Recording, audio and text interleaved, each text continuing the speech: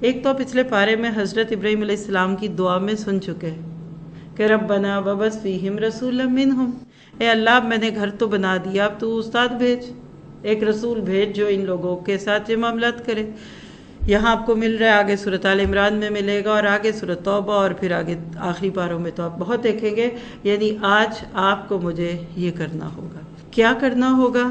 Number 1، انسانیت کو، اور ہم تو ابھی مسلمانوں سے ہی کر لیں تو بڑی بات ہے۔ یاد رکھیے کہ ان مسلمانوں کو قرآن پڑھانا کوئی بڑی بہادری نہیں ہے۔ یعنی اگر میں آپ کو فاتحہ سے ناس تک پورے قرآن کا دور کروا دوں تو یہ کوئی میں نے اتنا بڑا کارنامہ نہیں کیا، آپ تو میرے ہی جیسے تھے۔ اصل میں ہمیں غیر مسلموں تک یہ پیغام لے کے جانا تھا، لیکن کیا کہا جائے اس امت کا کہ جس نے بھی خود بھی قرآن نہیں پڑھا۔ تو سب سے پہلے قرآن پر ایمان، یہ وہی بات ہے حق کا تلاوت تھی۔ پچھلے پارے میں بھی ہم نے دیکھا کہ قرآن کے 5 حقوق ہے، اور الحمدللہ نور القرآن پلیٹ فارم پہ آپ کو جو سلوگن دکھے گا اس میں یہی 5 حقوق ہے کہ ہم یہ 5 حق تو ادا کریں۔ کل قیامت کے دن قرآن اگر ہمارا گریبان تھام لے گا ہم کیا جواب دیں گے؟ تو پہلا کہ اس پر ایمان لائیے، پھر اس کی تلاوت۔ کم از کم ہمیں قرآن کو اس طرح سے تو پڑھنا ہے کہ جس میں حرام غلطیاں نہ ہوں، ہمارے ہاں اور خواہ کا فرق نہیں ہے۔ ہم کہتے رہتے اللہم اہدی قلبی، اللہم اہدی قلبی، کہ اللہ میرے دل کو ہدایت دے، اور حالانکہ اب تک قاف قرآن والی قاف قلب دل، اور کاف چھوٹی کتاب والی کہہ لے تو کتا۔ اپنے زوم میں آپ یہ کہہ رہے تھے کہ اللہ میرے دل کو ہدایت دے، اور مخارج ہی نہیں ٹھیک تو آپ کہہ رہے اللہ میرے کتے کو ہدایت دے۔ اس طرح کی 20 مثالیں ہیں۔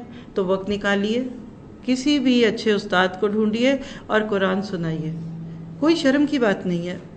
آپ 40+ بھی ہو چکے ہیں تو کوئی بات نہیں، قرآن تو نازل ہی 40 کے بعد نبی پہ ہوا، تو قرآن کو صحیح پڑھنا، پھر اس کے بعد یہ کہ اس کے اندر جو چیزوں کو بیان کرنا، ترجمہ، تفسیر۔ جیسے ابھی دیکھیں ہم صرف ایک قرآن کی روح لے رہے ہیں تو آپ کو سمجھ آ رہا ہے نا؟ اور رات کو جب امام صاحب تراویح میں پہلا پارہ پڑھا رہے ہوتے ہیں تو کئی لوگ سو رہے ہوتے ہیں، اونگ رہے ہوتے ہیں، وقت پہ نظر ہوتی ہے، ہاں اتنی لمبی رکعت ہو گئی، سمجھ نہیں آتا۔ تو تیسری چیز کیا ہے کہ اس کو سمجھیے، اور پھر چوتھی چیز کہ اس میں سے تزکیہ ہو، عمل کے نقطے لیجئے، آپ کی شخصیات بدلے، اس کے اندر جو ظاہری اور باطنی پاکیزگی ہوگی، اور پھر اس قرآن کی تعلیم اور اس کے ساتھ سنت کا علم۔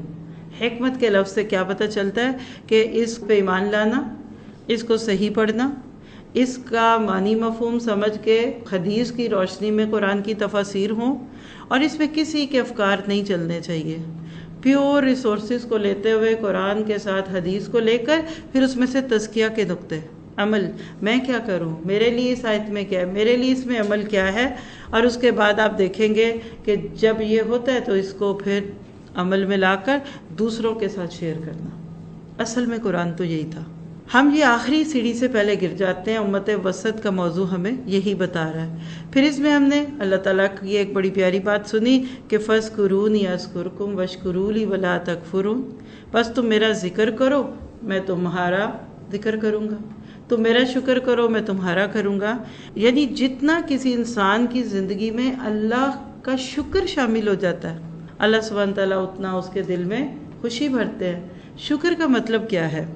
بیٹھ کر تسبیح پہ الحمدللہ پڑھو، یہ بھی ہے، اور بندہ مومن کی تسبیح تو اس کے دل کی دھڑکنیں ہیں۔ لوگ جو کام تسبیح سے لیتے ہیں وہ ایک ایمان والا اپنے دل کی ہر دھڑکن پہ لیتا ہے اللہ اکبر، کبھی الحمدللہ کہہ کر۔ تو فَاذْكُرُونِي أَذْكُرْكُمْ وَاشْكُرُوا لِي وَلَا تَكْفُرُونَ۔ اللہ تعالیٰ اس 152 آیت میں کیا کہتے ہیں کہ تم اکثر میرا ذکر کیا کرو، میری یاد۔ ذکر کے کئی درجے آگے جا کے کہیں بات کریں گے، لیکن زبان سے بھی، دل سے بھی، عمل سے بھی ذکر کرو، شکر کرو، اور میری ناشکری نہ کرو، کیونکہ شکر قرب الہی کا ذریعہ بنتا ہے۔ اس کا فائدہ شکر گزار بندے ہی کو پہنچتا ہے۔ دیکھیے آپ پانی پئیں گے تو آپ کی پیاس بجھے گی، آپ سوئیں گے تو آپ ریلیکس ہوں گے۔ تو ذکر ہے، شکر ہے، اللہ کے ساتھ خوبصورت تعلق ہے نا، یہ سب کچھ بالآخر آپ کو فائدہ دیتا ہے۔ اگر میں اتنے حصے کو ذرا سا سم اپ کر دوں، پارے کے آغاز سے ہی آپ کو ایک ذمہ داری دی گئی، آپ کے کندھوں پہ ایک ذمہ داری آ گئی، وَجَعَلْنَاكُمْ أُمَّةً وَسَطًا کی۔ آپ سوچ میں پڑ گئے، آپ نے کہا اچھا مجھے تو آج پتہ چلا ہے کہ مجھ سے صرف یہ نہیں پوچھا جائے گا کہ میں نے نماز پڑھی ہے کہ نہیں پڑھی، مجھ سے یہ بھی پوچھا جائے گا کہ میرے گھر کے ملازموں نے پڑھی ہے کہ نہیں، اور جس حد تک میرا بس چلے، میرے بچے، میرے ہمسائے، میری دوستیں، اور بڑھتے جائیں تو اس کا دائرہ کار آپ کو ملنے والے ہر شخص کے ساتھ ہے۔ ڈاکٹرز میں، انجینئرز میں، آپ کے شوہر اپنی جاب پہ بیٹھے ہیں، سب کے بارے میں پوچھا جائے گا۔ اور نماز کے بعد پھر نان مسلم۔ آپ تو ماشاءاللہ 97% مسلم آبادی والے ملک میں بیٹھے ہیں، کبھی کوئی مجھ سے تو پوچھے۔ ہم جیسے لوگ جو باہر کی دنیا میں رہتے ہیں اور جو پھر جگہ جگہ جا کر دیکھتے ہیں، خون کے آنسو ہوتا ہے انسان۔ اتنے پیارے لوگ، پچھلے تقریباً 12 سال سے اوسلو، ناروے، اس کے ارد گرد رہے ہم، پورا یورپی رینج میں الحمدللہ مختلف ملکوں میں جاتے۔ یقین کریں کہ اگر کلمہ پڑھ لیں تو یہ لوگ جنتی ہیں۔ یہ جملہ آپ نے کئی بار سنا ہوگا، لیکن آج تک کلمہ پڑھا کیوں نہیں؟ The most Ismaili nation is Norwegian. کتنا بدنام نام ہے یہ چند لوگوں کے کسی ایکشن کی وجہ سے، لیکن پریکٹیکلی میں آپ کو بتا سکتی ہوں، کیونکہ آپ تو نہیں ان کو جانتے ہیں۔ ہمارے نیبر، یعنی دنیا کے سب سے زیادہ رولی کہتے ہیں، بڑے سافٹ ایزی گوئنگ لوگ، اتنے وہ پیارے لوگ ہیں۔ اور میں جب بھی جاتے آتے واک میں، گھر سے، اسکول سے نکل کے دیکھتی ہوں، میرا دل روتا ہے ان کو دیکھ کے کہ اللہ جی اتنے خوبصورت چہرے، یا اللہ جی اتنے اچھے لوگ، ان کو پتہ ہی نہیں یہ آگ میں جانا چاہیں گے، کوئی بھی نہیں جانا چاہتا۔ اور آپ ان سے پوچھے do you believe in God? No, I don't believe in God. Atheist country ہے وہ، کرسچین بھی نہیں ہے وہ۔ آدھے سے زیادہ یورپ اس وقت کرسچین نہیں رہا، وہ کہتے we don't believe in God. American dollar پہ لکھا ہوا ہے ان گاڈ وی ٹرسٹ، لیکن پریکٹیکلی وہ کہتے ہیں in God we don't trust. باقی باتیں آپ کہاں سے کریں گے؟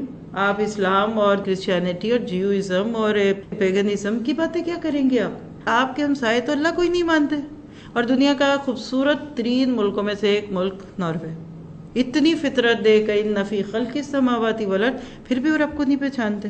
تو اس وقت احساس ہوتا ہے کیا کرنا ہے تم لوگوں نے مال کما کے، تم نے کیا کرنا ہے بینک بیلنس بنا کر، اپنے ملکوں میں اپنی حویلیاں اور کوٹھیاں بنا کر، اگر تمہارے ہمسائے کو اللہ نہ ملا تو یہ درد سوا ہوتا ہے۔ جب آپ اس درد کو لے کے نکلتے ہیں تو اب اس رستے میں مشکلات آئیں گی۔ یاد رکھیں دعوت اللہ کا کام دنیا کا مشکل ترین کام ہے۔ کیوں کہ لوگوں سے ان کی پسندیدہ چیزیں چھڑا کر اللہ کی پسند کی چیزیں دینا بہت مشکل ہے۔ آپ بچے کے ہاتھ سے اس کا کھلونا چھڑا کر کتاب دیں، دیکھیں کتنا چیختا ہے۔ تو لوگ بہت کمفرٹیبل فیل کرتے ہیں جب وہ اپنے کاموں میں ہوتے ہیں۔ تو اس لیے پھر اب آگے 153 سے 157 میں اللہ نے ایک پیغام دیا کہ اللہ کی راہ میں آزمائشیں تو آ کے رہیں گی۔ وَلَنَبْلُوَنَّكُمْ بِالشَّيْءٍ مِّنَ الْخَوْفِ وَالْجُوعِ وَنَقْصٍ مِّنَ الْأَمْوَالِ وَالْأَنفُسِ وَبَشِّرِ الصَّابِرِينَ۔ پیغام آپ کو مجھے دیا کہ یا ایھا الذین آمنوا استعینوا بالصبر والصلاۃ، اے ایمان کا کلمہ پڑھنے والو، اے اسلام کا نام لینے والو، مدد مانگو نماز اور صبر سے۔ یاد کیجئے پہلے پارے میں بھی یہ آیت آئی تھی، جو لوگ غور سے سن رہے ہیں، نوٹس لے رہے ہیں، وہاں یہود کے تناظر میں تھی استعینوا بالصبر والصلاۃ، یہاں مسلمانوں کے لیے آئی، کیونکہ یہ کام ٹھنڈے ٹھنڈے تو نہیں ہوگا۔ ہم سوتے رہیں اور 5-6 قسم کی افطاریاں بنا کے کھاتے رہیں اور سحریاں کھائیں اور کیا پکے گا اور آج کیا کھائیں گے، اس سے بات نہیں بنے گی۔ تو کیا بتایا کہ اس رستے میں صبر لازمی ہے۔ گھر میں آرام سے بیٹھ کر 5 سپارے بھی میں پڑھ لوں تو میرا کیا بگڑے گا؟ تو نیکی کرنا تو بہت آسان ہے۔ اللہ تعالیٰ نے یہاں مشکلات میں کرنے کے 2 بڑے کام، نمبر 1 صبر اور دوسرا نماز۔ جب دنیا والوں سے کوئی تمہیں تکلیف پہنچے تو جائے نماز پہ کھڑے ہو جاؤ، یہی نبی کی سنت تھی۔ مکہ میں تو اتنا ٹارچر تھا اور اتنی پریشانیاں تھیں، مکی دور کو کھول کر دیکھ لیجئے، آپ اپنے ساتھیوں کے اوپر جو تکلیفیں آتی تھی اس کو دیکھ کر تکلیف محسوس کرتے تھے، لیکن جہاں نماز پہ کھڑے ہو جاتے۔ تو نماز تو ویسے بھی صبر سکھاتی ہے، تو صبر اور نماز سے کام لیں گے، کیونکہ مصائب خمسہ میں سے کوئی ایک تو آئے گی۔ اس آیت کا نام اکثر میں کہتی ہوں مصائب خمسہ، 5 قسم کی تکلیفیں اللہ نے اس میں دے دی لسٹ۔ وَلَنَبْلُوَنَّكُمْ شور شارٹ، یہ دنیا پھولوں کی سیج نہیں ہے۔ دنیا میں غلط کام کرنے والوں کے رستے میں اتنی رکاوٹیں ہیں تو اچھا کام کرنے والوں میں تو ہوگی۔ تو اللہ کہتے کبھی خوف آئے گا، کبھی بھوک آئے گی، کبھی مال اور جانوں میں کمی آئے گی، کبھی تمہارے پھل کم ہوں گے۔ وَبَشِّرِ الصَّابِرِينَ، صبر والوں کو خوشخبریاں دے دو۔ کیا پتہ چلا کہ آزمائش کا مقصد انسانی صلاحیتوں کو نکھارنا ہوتا ہے۔ زندگی میں کبھی بھی آپ پہ کوئی آزمائش آئی ہو، سوچئے کوئی معاشی حالات مردوں کے بگڑ جاتے ہیں، کاروبار ٹھپ ہو گیا، جوان بیٹے کی ڈیتھ ہو گئی، بیٹی پلٹا دی گئی، یہ ساری آزمائشیں کہیں نہ کہیں آپ کو اللہ تعالیٰ کے قریب کر دیتی ہیں۔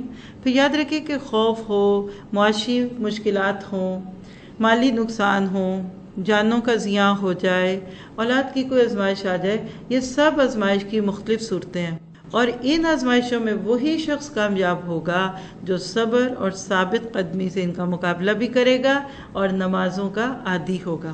نماز اصل میں اللہ تعالیٰ کو اپنا دکھ سکھ سنانا ہے، اور یاد رکھیے کہ آزمائشوں میں صبر کے ذریعے کامیابی ملتی ہے، رحمت الہی آتی ہے انسان پہ اور ہدایت الہی اس کو مل جاتی ہے۔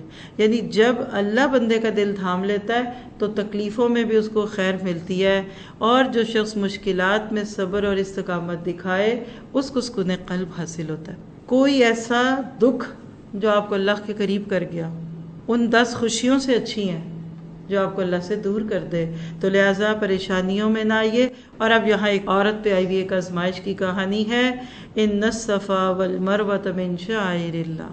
حضرت ہاجرہ کی بے قراری کی یادیں ہیں۔ حضرت ابراہیم اپنی اکلوتی اولاد، بڑھاپے کی اولاد اور بڑھاپے کی طرف جاتی ہوئی بیوی کو اللہ کے حکم سے اس جگہ چھوڑ گئے جہاں آج بیت اللہ۔ سورۃ ابراہیم میں یہ قصہ آئے گا، غیر ذی زرع، وہاں گھاس بھی نہیں اگتی، بے آب ہو گیا، نہ پانی نہ گھاس نہ تنکا، اور بی بی ہاجرہ کو ان کے نیو بورن بیبی کے ساتھ اللہ کے حکم پہ چھوڑ گئے۔ یہ کتنی نہ سمجھ میں آنے والی بات تھی۔ آج کے دور میں آپ اور میں اپنے اوپر لیجئے، کوئی تقابل نہیں ہے ہمارے شوہروں کا اور حضرت ابراہیم کا اور بی بی ہاجرہ کا اور ہمارا، لیکن آج اس میں اپنے لیے سبق لے لیجئے کہ جب اپنے گھر تھوڑے سے ویران کیے جاتے ہیں تو اللہ کا گھر آباد ہوتا ہے۔ ہم آج اپنے کمفرٹ زون سے نہیں نکلنا چاہتے، ہم اپنے گھروں میں خوش ہیں، ہوم سویٹ ہوم، میرا گھر میری جنت۔ ہم خواتین صبح اٹھ کے گھر کو چپکتی ہیں، سونے تک گھر جان نہیں چھوڑتا، اور مرد بیچارے کما کما کے مالی طور پہ مدد کرتے ہیں، اور اسی میں ہم کھو جاتے ہیں۔ حضرت ابراہیم علیہ السلام کا اپنی بیوی بچے کو لے کے جانا یہ آپ کی میری عقل میں نہیں آئے گا، اس پہ زیادہ سوچنے کی بھی ضرورت نہیں، کیوں کیسے کب۔ اللہ نے آج امت مسلمہ کے لوگوں کو بتا دیا کہ تمہیں صرف اپنے گھر کی فکر نہیں کرنی، انسانوں کے گھروں کی بھی فکر کرو۔ اپنے بچوں کی فکر نہیں، تمہیں انسانوں کے بچوں کی بھی فکر کرنی ہے۔ اور ایک عورت جو اپنے بچے کی پیاس میں صفا اور مروہ کے بیچ میں چلی، اللہ کو اس کی یہ ادا اتنی پیاری لگی کہ قیامت تک حج اور عمرہ کرنے والے مردوں تک کو اس کے نقش قدم پہ چلا دیا۔ کبھی اللہ عورتوں سے وہ کام لے لیتے جو مرد بھی نہیں کر پاتے۔ اور وہاں زمزم کے چشمے پھوٹے تھے ننھے اسماعیل کی ایڑیوں سے۔ آج کی ماں کی دوڑ دھوپ انشاءاللہ آنے والی نسلوں کے لیے ایک بہت اچھا پیغام ہوگا۔ آج اگر عورتوں کے ہاتھوں میں قرآن آ رہا ہے نا، اور یہ صدی واقعی قرآن کی صدی ہے، اور جس نے اس میں حصہ ڈالا ہے اللہ ان کی قبروں میں ٹھنڈک دے رہا ہوگا انشاءاللہ۔ پھر اس میں آپ دیکھیے کہ لفظ شاعر اللہ آتا ہے نا، شاعر شعیرہ کی جمع ہے، جیسے شعور کا لفظ آپ بولتے ہیں نا، بالوں کو شعر کہتے ہیں عربی میں، بال سے باریک سمجھ، ڈیپ انڈرسٹینڈنگ، اور ریچولز شعیرہ کہتے ہیں ایک علامت کو۔ یہاں مراد حج کے مناسک ہیں، یعنی آپ کا کھڑا ہونا، سعی کرنا، ہدی قربانی کرنا، یعنی عمرے اور حج کے دوران جو ریچولز ہم استعمال کرتے ہیں ان کا تذکرہ ہے۔ اس کے بعد آیت نمبر 159 سے 163 کو دیکھیں تو حق کو چھپانے والے اللہ کی رحمت سے دور ہیں۔ ان الذین یکتمون ما انزلنا من البینات والہدی، بے شک وہ لوگ جو چھپاتے ہیں اس کو جو ہم نے نازل کیا بینات میں سے اور ہدایت میں سے۔ اس کے بعد کہ اس کو بیان کر دیا تھا لوگوں کے لیے اس کتاب میں، ایسے لوگوں پر اللہ کی لعنت اور لعنت کرنے والوں کی لعنت۔ یعنی اللہ کو حق کو چھپانا اتنا برا لگا کہ لفظ لعنت آ گیا۔ قرآن کے لفظ ہیں آپ کے سامنے دیکھ لیجئے، ہم بہت بھی سافٹ ترجمہ کریں نا تو وہ رحمت سے دور ہے، کیونکہ لعنت کہتے رحمت سے دوری کو ہے۔ بودھ اور لعن ایک ہی وزن ہے۔ کیا پتہ چلا قرآن پڑھ رہے ہیں نا اس وقت، آج لوگ قرآن پڑھتے پڑھاتے ہوئے حق کو چھپا دیتے، کبھی کسی وجہ سے کوئی ناراض نہ ہو جائے، کوئی خوش ہو جائے۔ آپ دیکھیے نا، لوگوں کو خوش کرنا ہو تو آپ مٹھائی کے ڈبے بانٹیے اور قرآن تھوڑا سا سنائیے اور بانٹ کے چلے تھے لوگ خوش۔ آج ایسے قرآن کتنے پڑھیں گے آپ دیکھیے گا، ہر تراویح کے بعد مٹھائی بٹے گی، ہر دورہ قرآن کے بعد شکر پارے اور کچھ نہ کچھ بانٹ دیں گے۔ اللہ کہتا ہے قرآن پڑھ کے تمہیں نہیں سمجھ آئی تو پھر بعد میں کیسے آئے گی؟ اور اس پہ ایک حدیث بھی سن لیجئے 159 آیت پہ کہ حضرت ابو ہریرہ سے یہ روایت سند ہم تک پہنچی کہ اللہ کے نبی نے فرمایا کہ جس سے علم کا کوئی ایسا مسئلہ پوچھا گیا جو اس کو معلوم تھا پھر بھی اس نے اسے چھپایا تو اسے قیامت کے دن آگ کی لگام ڈالی جائے گی. یہ ابن ماجہ کی روایت 266 ہے. یعنی اس میں علم دینے والوں، قرآن سکھانے والے اساتذہ کرام، ان کی ذمہ داری ہے. مثلا مسئلہ معلوم تھا کہ سود حرام ہے، چھپا لیا. چہرے کا پردہ ہے کہ نہیں، شراب کا کیا حکم ہے، اب لوگوں نے پوچھا اور آپ کہتے ہیں بتا دیا تو پھر لوگ تو آنا چھوڑ دیں گے، یہ ہوگا وہ ہوگا. تو اللہ تعالیٰ کہتے ہیں قرآن پڑھ کر نہ بدلیں گے لوگ تو کب بدلیں گے. پھر آگے دیکھیے آیت 164، اس ایک آیت کی خوبی ہے. قرآن پاک میں مختلف اللہ تعالیٰ کی نشانیاں جو دی گئی، کائنات میں جو پھری، وہ ساری اس ایک میں جمع ہو گئی. یعنی اس میں آپ گنیں گے نا بعد میں تو 7 مختلف چیزیں ہیں جو ہم اپنے ارد گرد دیکھتے ہیں. مثلا ان فی خلق السماوات والارض واختلاف اللیل والنہار، یہاں سے لے کے لآیات لقوم یعقلون، کائنات کی تخلیق اور اس کے نظم اور تدبیر کے متعلق 7 مختلف کام ہیں. مثلا آسمان کی پیدائش، زمین کی پیدائش، رات کیسے آ جاتی ہے، دن کیسے چلا جاتا ہے، اتنے بڑے سمندر میں پانی کے اوپر ایک کشتی ایسے تیرتی ہے جیسے کوئی پتا تیرتا ہے. پھر آسمان سے بارش، پھر اسی طرح دیکھیے کہ رینگتے ہوئے جانور، ہواؤں کا چلنا، بادلوں کا تیرنا. کیا تمہیں یہ سب کچھ مالک کی خبر نہیں دیتا؟ آج آپ دیکھیے، آپ کسی کرکٹر کی کرکٹ دیکھ کر آپ اس سے مرعوب ہو جاتے ہیں، گلوکار کے جو گانے ہیں اس سے آپ خوش ہو جاتے ہیں، رائٹر کی بک پڑھ کے آپ خود سے امپریس ہوتے ہیں نا. تو کیا تم اس کائنات کو دیکھ کر اللہ سے امپریس نہیں ہوتے؟ اور اس میں ایک سبق ہے کہ نظام کائنات یکسو ہو کر، فوکسڈ ہو کر، تسلسل کے ساتھ اللہ کے وجود کی گواہی دیتا ہے. آپ دیکھیے کہ پچھلے ادوار میں ایک سے زیادہ خداؤں کا تصور تھا، جس میں ایک تصور کیا تھا کہ ایک آسمان کا خدا ہے، ایک زمین کا. کائنات چلی نہیں سکتی. صرف بارش کا فینومینن دیکھیے کہ سمندروں کے اوپر سے پانی اٹھتا ہے، ویپوریٹ ہوتا ہے اور آسمان سے بارش کی صورت میں برستا ہے. یعنی نیچے سے پانی اٹھتا ہے اور اوپر سے آ کے پھر برستا ہے. اب اگر دونوں خداؤں کی کوارڈینیشن نہ ہو تو بارش بھی نہ ہو. آپ کے میرے لیے خلاصہ کیا ہے؟ اللہ کے ایک ہونے کی دلیل کائنات کا اتنا خوبصورت چلنا. آج بھی آپ دیکھیے ایک گاڑی کو چلانے کے لیے 2 ڈرائیور بیٹھ جائیں، وہ تو بڑی بات ہے. آپ کے کچن میں کام کرتے ہوئے آپ کے ساتھ کوئی اور کھڑا ہو جائے، پریشانی نہیں شروع ہو جاتی؟ ایک ملک کی حکومت 2 لوگ چلانے کے دعوے دار ہو جائے، ایک بس کے 2 ڈرائیور ہو جائے، تو کیا پتہ چلا کہ لوگوں عقل سے کام لو، اللہ ایک ہے. تو یہ آیت آپ کو اللہ تعالیٰ کا راستہ دکھاتی ہے کہ آپ جب بھی کبھی بادل دیکھیں، بارش دیکھیں، دھوپ، سورج، چاند، تو اس وقت اللہ تعالیٰ کو یاد کیجئے. اس کے بعد آیت 165 سے 167 میں دنیا دار قائدین کی پیروی کا حسرت ناک انجام ہے. لوگ عموماً اپنی عقل استعمال نہیں کرتے اور جو لوگ کہتے ہیں وہی وہ کہنے لگتے ہیں. کسی کے پیچھے جاتے ہیں، تقلید کا قلادہ گلے میں ڈال کر اپنی عقل بند کر دیتے ہیں. دنیا میں جتنا بھی شرک پھیلا کم و بیش اس کے پیچھے یہی سوچ تھی. تو اللہ تعالیٰ نے آیت 165 167 میں اس بات کو بتایا کہ جو لوگ ساری زندگی دوسروں کے سہارے پہ جیتے تھے، کل قیامت کے دن ان کے ساتھ کیا ہوگا. وَمِنَ النَّاسِ مَن يَتَّخِذُ مِن دُونِ اللَّهِ أَندَادًا، اور لوگوں میں کچھ ایسے بھی ہیں جو اللہ کے ساتھ شریک مقرر کر لیتے ہیں. ند سے جمع انداد، پہلے بھی گزرا پچھلے پارے میں، یعنی مد مقابل، پارٹنر، ایسوسی ایشن. اب دیکھیے کہ دنیا میں ایک شوہر برداشت نہیں کرتا کہ اس کی بیوی اس کے سوا کسی اور کو بھی شوہر کہے. ایک بیوی برداشت نہیں کرتی کہ میرا شوہر میرے سوا کسی اور کا بھی شوہر ہو. ایک مالک برداشت نہیں کرتا کہ پیسے تو میں دے رہا ہوں اور میرا ملازم کسی اور کو بھی مالک سمجھے. تو یہ تو چھوٹی چھوٹی مثالیں تھیں. ہم کیسے کسی کو اللہ کا برابر کر سکتے ہیں؟ جب ایمان والا اللہ کی محبت میں ڈوبتا ہے نا تو والذین آمنوا اشد حبا للہ، اللہ کی معرفت. جیسے پیچھے آیت الآیات ہے نا، 7 قسم کی چیزیں دیکھنے والے کو بتائیے اللہ کے علاوہ کسی اور سے محبت ہو سکتی ہے؟ آگے دیکھیں گے تیسرے پارے میں حضرت ابراہیم نے نمرود سے مکالمہ کیا تھا کہ میرا رب سورج کو مشرق سے لاتا ہے تو مغرب سے لیا. تو پتہ کیا چلا کہ اس کائنات میں شرک کی کوئی جگہ نہیں ہے. آج لوگ کبھی زندہ انسانوں کبھی مردہ لوگوں کو اللہ کے کاموں میں معاون سمجھتے ہیں. اس کا رد ہے کہ قیامت کا دن ہوگا. آپ جا کر اس کا ترجمہ پڑھیے اپنے مصحف سے. گھر میں جو قرآن ہے آپ اس میں سے اس کا ترجمہ پڑھ لیں, آپ کو سمجھ آئے گا. استبرأ الذین اتبعوا من الذین تبعوا. اس دن وہ لوگ جن کی پیروی کی جاتی تھی وہ بیزار ہو جائیں گے ان لوگوں سے جنہوں نے پیروی کی, حالانکہ سبھی عذاب کو دیکھیں گے. یعنی وہی پتے ہوا دینے لگے جن پہ تکیہ تھا. پھر اس کے بعد اللہ تعالیٰ نے اس میں ایک اور چیز بتائی کہ جو جس کو مرضی مشکل کشا سمجھے. مکہ والے سمجھتے تھے لات, منات, عزا, یعوق, یغوث, نصر, یہ 5 حضرت نوح کی قوم کے بت تھے.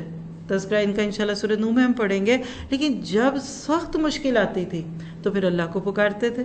حضرت اکرمہ رضی اللہ عنہ ابو جہل کے بیٹے تھے. ان کی اسلام کی وجہ کیا بنی کہ سمندر کے اندر اگر ہمارے بت نہیں آ کے ہماری مدد کر سکتے تو پھر وہ باہر بھی نہیں کرتے. تو بہرحال مشکل میں فطرت پہ پڑے ہوئے جو پردے ہیں وہ ہٹ جاتے ہیں. تو لہٰذا اللہ نے اس آیت میں ان کی حسرت کا تذکرہ کر دیا کہ وَقَالَ الَّذِينَ اتَّبَعُوا لَوْ أَنَّ لَنَا كَرَّةً. وہ بڑے جن کو لوگ ساری زندگی اللہ کے کاموں میں معاون سمجھتے رہے, وہ کہیں گے کہ ہم تو آج تمہارے کام نہیں آئیں گے. تو وہ بیچاری بھولی بھالی سیدھی جاہل قسم کی عوام جو ان کے در پہ کھڑی رہتی تھی وہ کہے گی اگر ایک بار اللہ ہمیں دنیا میں بھیجے فَنَتَبَرَّأُ مِنْهُمْ, ہم تو ان سے بیزار ہو جائے جیسے کہ آج ہم سے ہوئے. اور اس طرح اس وقت وہاں حسرتیں ہوں گی. کیا پتہ چلا کہ آخرت میں لوگ نہ خداؤں کی بے بسی اور بے وفائی پر حسرت کریں گے. تو گویا کہ یہاں تک کیا بات سمجھ آئی ہے کہ ہمیں آنکھیں کھول کر اس دنیا میں اللہ تعالیٰ کے حکموں کے ساتھ چلنا ہے. اس کے بعد اگر آپ آگے نوٹ کریں نا آیات, تو 168 سے 173 میں رزق حلال کھانے کی تلقین ہے. یا ایھا الناس کلوا مما فی الارض حلالا طیبا. پہلے ساری انسانیت کو پکارا, اور اگر آیت 172 دیکھیں تو یا ایھا الذین آمنوا, ایمان والوں کو بھی کہہ دیا. کیا پتہ چلا کہ حلال کھانا ہی اصل میں نیکیوں کے کرنے کی دلیل ہے. شیطان کیا کرتا ہے, حلال کو حرام, حرام کو حلال کروا دیتا ہے. پھر آپ نے اس میں 4 چیزیں بھی دیکھی ہیں جو شریعت اسلامیہ میں حرام ہے. ان کا تذکرہ ہم آگے پڑھیں گے, لیکن اس آیت کا یہ ٹکڑا آپ بہت نوٹ کر لیجئے گا کہ انما حرم علیکم المیت والدم. مردار, وہ جانور جو خود ہی مر گیا, مرغی ہے خود ہی مر گئی, بکری ہے چھت سے گری تو مر گئی, دم خون, لحم الخنزیر خنزیر کا گوشت, اور وما احل بہ لغیر اللہ. پوری اسلامی شریعت میں یہ صرف 4 چیزیں حرام ہیں. اللہ تعالیٰ نے فرمایا کہ شیطان کیا کرتا ہے کہ کھا لو نا, کچھ نہیں ہوتا. اور عموماً دیکھیں رسومات کے نام پہ اور خاندانی روایات کے نام پہ ایسے کام کرواتا ہے. اللہ تعالیٰ نے فرمایا کہ تم ولا تتبعوا خطوات الشیطان, شیطان کے قدموں پہ نہ چلو. کیا پتہ چلا کہ شیطان کے پیچھے لگ کر اللہ کی حلال کردہ چیز کو حرام نہیں کرنا. اس پہ ایک حدیث سن لیجیے, ابن ماجہ کی روایت ہے 2144. حضرت جابر اس کے راوی ہیں کہ اللہ کے نبی نے فرمایا کہ لوگو اللہ سے ڈرو اور اچھے طریقے سے اعتدال کے ساتھ روزی طلب کرو, کیونکہ کوئی انسان اپنا رزق پورا کیے بغیر نہیں مرے گا, اگرچہ اس رزق کے حصول میں دیر ہو جائے. بس اللہ سے ڈرو اور اچھے طریقے سے روزی طلب کرو, جو حلال ہے وہ لے لو اور جو حرام ہے اس کو چھوڑ دو. آج امت مسلمہ کو ایک دعا مانگنے کی ضرورت ہے. اللہ کے نبی فجر کی نماز کے بعد یہ دعا مانگا کرتے تھے. ام سلمہ سے یہ روایت موجود ہے اور اس کا ریفرنس بھی آپ کے سامنے لکھا ہوا ہے, مشکات المصابیح میں 2498 ہے. اور فجر کی نماز کے بعد آپ ایک دعا مانگتے تھے, اللہم انی اسألک علما نافعا, نفع والا علم, وعملا متقبلا, قبولیت والا عمل, ورزقا طیبا, اور پاکیزہ رزق دے. تو اللہ تعالیٰ کسی بھی طرح سے کوئی ناجائز رزق, کوئی ایک لقمہ بھی ہمارے پیٹ میں نہ لائے, کیونکہ اس سے دعائیں قبول نہیں ہوتی اور انسان کی نیکیاں بھی قبول نہیں ہوتی. پھر اس کے بعد آپ دیکھیے کہ یہاں ان آیات میں 168 سے 173 میں ایک اور بات پتہ چلتی ہے, اور وہ کیا کہ انما یامرکم بالسوء والفحشاء وان تقولوا علی اللہ ما لا تعلمون. شیطان کا گول یہ ہے کہ علم اور دلیل کے بغیر اللہ کی طرف کوئی بات منسوب کر دی جائے. اللہ تعالیٰ نے اس سے آپ کو مجھے روک دیا. ایک اور بت بہت بڑا تھا جو اللہ کے نبی نے توڑا, اور وہ تھا آبا پرستی. ہمارے بڑے یہ کہتے تھے، اس کو انگلش میں آپ انسیسٹر ورشپ کہہ لیجئے. اس کا تذکرہ ہے آیت 170 میں کہ وَإِذَا قِيلَ لَهُمُ اتَّبِعُوا مَا أَنزَلَ اللَّهُ قَالُوا بَلْ نَتَّبِعُ مَا أَلْفَيْنَا عَلَيْهِ آبَاءَنَا. جب ان کو کہا جاتا ہے کہ اس کی پیروی کرو جو اللہ نے دیا، جو اللہ کا حکم ہے، کہتے تھے نہیں ہم تو وہ کریں گے جو ہمارے ماں باپ کرتے تھے. کیا پتہ چلا کہ اسلام اندھی تقلید سے منع کرتا ہے. بہت سی معاشرتی رسومات انسانی گمراہی کا سبب بنتی ہیں. اس پہ تو ہماری بہنیں صرف شادی بیاہ کی کئی رسمیں ہی دیکھ لیں، صرف وہ چل رہی ہیں تو چل رہی ہیں اور اس میں کتنی خرابیاں ہیں، لیکن صرف اس لیے ہم پیچھے نہیں ہوتے کہ لوگ باتیں کریں گے. کیا پتہ چلا کہ تعصبات انسان کو دینی بصیرت سے بے بہرا کر دیتے ہیں اور ہدایت سے محروم کر دیتے ہیں. تو جو کام کریں اس کی دلیل ہو. پھر چونکہ حرام اور حلال کی باتیں تھی تو ایکسیپشن بھی دے دی. فَمَنِ اسْتُرَّ غَيْرَ بَاغٍ وَلَا عَادٍ، کہ اگر جان کے لالے پڑ جائیں تو حرام کھانے کی اجازت ہے. کتنا؟ جان بچانے کے لیے بوقت ضرورت صرف آپ اتنا کھا سکتے ہیں کہ جس کے بعد آپ حلال تک پہنچ جائیں. کیا پتہ چلا کہ انسان کی بے راہ روی اور اخلاقی برائیوں میں حرام اور ناپاک غذاؤں کا بڑا تعلق ہے. میں اس کی چھوٹی سی مثال دیتی ہوں کہ گاڑی میں پیٹرول خراب ہو تو گاڑی جھٹکے دے گی. بس آپ خراب چیز کھا لیں تو آپ کا سٹمک اپسیٹ ہوتا ہے. بالکل روحانی طور پہ رزق حرام کا اثر ہماری نماز روزے سے لے کے ہر عبادت پہ آتا ہے. پھر آیت 174 سے 176 میں علماء سو پر اللہ کا غضب. یعنی دیکھیے علم والے کی بڑی سخت پکڑ ہوگی. عام لوگ تو بیچارے ایسے ہی جیسے ڈرائیور پہ بھروسہ کر کے لوگ بس میں بیٹھ جاتے ہیں، پائلٹ پہ ٹرسٹ کر کے لوگ آسمان پہ بھی اڑنے لگ جاتے ہیں. دین والے پر لوگوں کا اعتماد بہت سینسٹیو ہوتا ہے. کچھ بھی چھپا لے. اب آپ سیدھے سادھے بھولے بھالے لوگ بیٹھے ہیں، بات کرنے لگا کچھ بھی کہہ دے. تو اس لیے اللہ تعالیٰ نے ان آیات میں ان الذین یکتمون ما انزل اللہ من الکتاب کے بعد اس بات کی وعید دی کہ جس نے حق کو چھپایا اس نے بہت بڑا ظلم کمایا، کیونکہ حق کے چھپانے کی وجہ سے مختلف فرقے وجود میں آئے. آج ہر گروہ قرآن کی آیتوں سے اپنے مسالک اور اپنے مذاہب اور اپنے سارے کام ثابت کرتا ہے. لوگ کہتے ہیں ہم کدھر جائیں، کس سے پوچھیں، وہ بھی تو قرآن سے ہی بات کرتے ہیں. ایک بندہ اسی چیز کو اتنے فضیلت والی بات کرتا ہے، دوسرا کہتا ہے یہ بدعت ہے، ایک کہتا ہے یہ حلال ہے، ایک کہتا ہے حرام ہے. تو اس کا علاج کیا ہے؟ خود علم لیجئے، اپنے بچوں کو بچپن میں دین کے لیے لگائیے. آپ انشاءاللہ ڈائریکٹ سورسز پہ آئیں گے تو بات بنے گی. اس کے بعد سب سے اہم آیت اس پارے کی 177، اس کو آیت بر بھی کہتے ہیں، نیکی کا صحیح تصور. آج پک اینڈ چوز والی نیکیاں کر کے مسلمان بہت ہی خطروں میں آگے. تو لیس البر ان تولوا سے شروع کر کے واولئک هم المتقون، الحمدللہ اٹس مائی فیوریٹ آیت. اس کو الگ سے بھی کئی دفعہ درختوں کی مثالوں سے دیا کہ روٹ ٹو فروٹ، جڑ عقیدہ ہے، تنا عبادات ہے، اوپر کی شاخیں معاملات ہے، اور اوپر کے پتے جو ہیں یہ آپ کا اخلاق ہے، اور پھر فروٹس جو ہیں وہ آپ کو ایمان کا پھل ہے.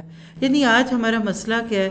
ہم چھوٹی چھوٹی باتوں پہ بحثیں کرتے ہیں، چھوٹی چھوٹی باتیں، کہیں مسلکی اختلافات ہے، کہیں معاشرتی باتیں ہیں، لیکن جو عقیدہ ہے اس میں ہمارے دیمک لگا ہوا ہے. اب ایک درخت کی جڑیں ہی خراب ہوں تو آپ اس کے پتے جھاڑتے رہیں گے. اس لیے میں تو یہی کہوں گی کہ آپ اس کی ڈیپ تفسیر سنیے. الگ سے بھی اس کی موجود ہے، یوٹیوب پہ بھی تفسیر ہماری ساتھ ساتھ آ رہی ہے، اور کسی اور کی بھی سن لیجئے جو بالکل پیور سمپل فیکٹس میں آپ کو دین کا خلاصہ دے. یہاں جو پیغام ہے وہی قبلے کی تبدیلی والا کہ لیس البر ان تولوا.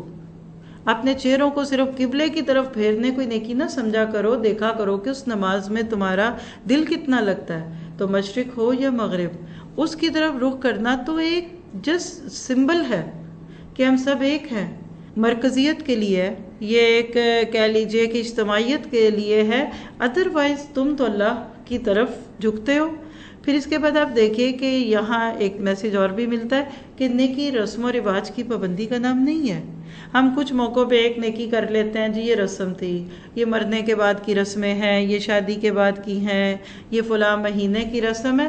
اصل نیکی کیا ہے کہ ایمان، عبادات اور بندوں کے معاملات میں آپ عدل اور انصاف سے کام لیں. یعنی یو شوڈ بی فروٹفل. كتاب أنزلناه إليك مبارك ليدبروا آياته وليتذكر أولو الألباب